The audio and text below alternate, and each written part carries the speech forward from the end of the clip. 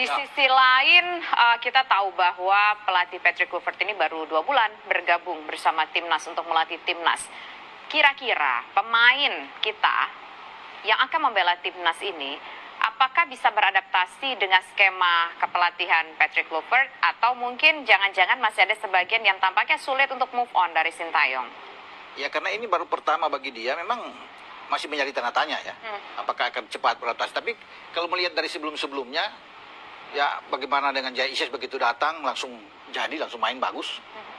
Mes Hilgers ketika diambil sumpah, seminggu kemudian bergabung, draw lawan Bahrain, bermain bagus di belakang bersama Isis. Kevin Dix begitu di Copenhagen diambil sumpah, seminggu kemudian dari tanggal 8 November ke tanggal 15 melawan Jepang, bermain sangat bagus walaupun dia keluar babak kedua.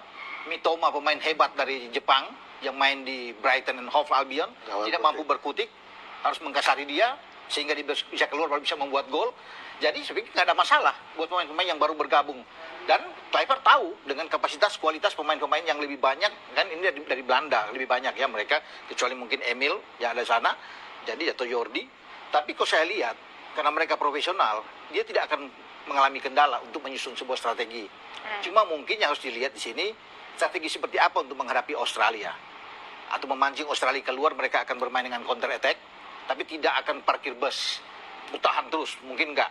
Dia akan bermain dengan cara dia ya untuk bisa, karena kan dia terbiasa itu bermain dengan attacking football gaya Belanda lah dengan mereka, jadi tidak mungkin dia akan bermain dengan terus lebih dalam.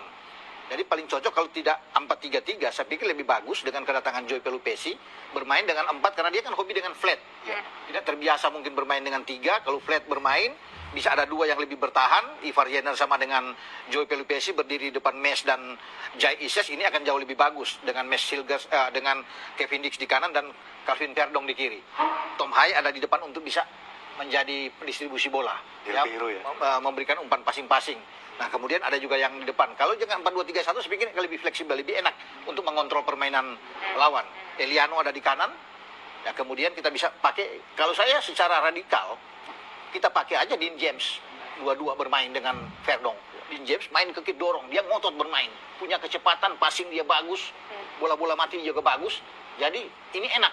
Kalau dia main aja, kalau berani ya, kita nggak tahu, semua kan tergantung dari Patrick Kluivert untuk memainkan.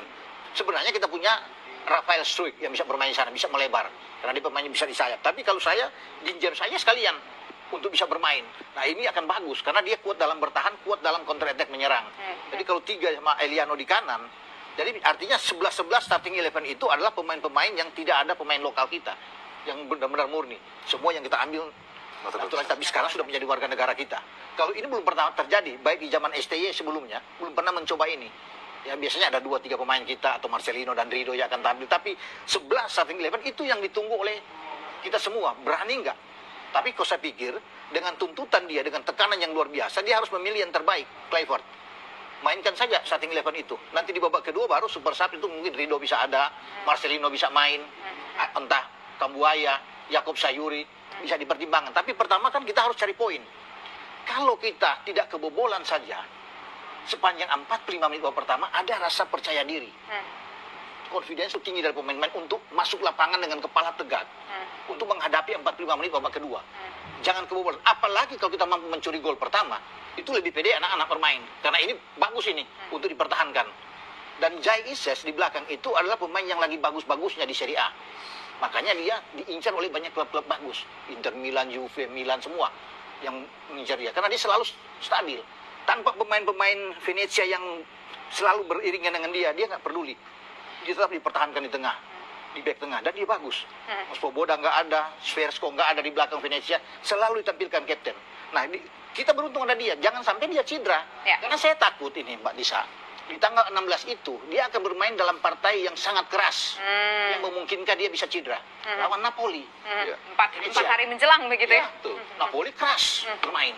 Kalau dia bermasalah, celaka kita. Nah, berarti kita bergantung pada satu orang begitu ya? Kita bergantung, tetapi kita punya kekuatan ada di dia di belakang. Di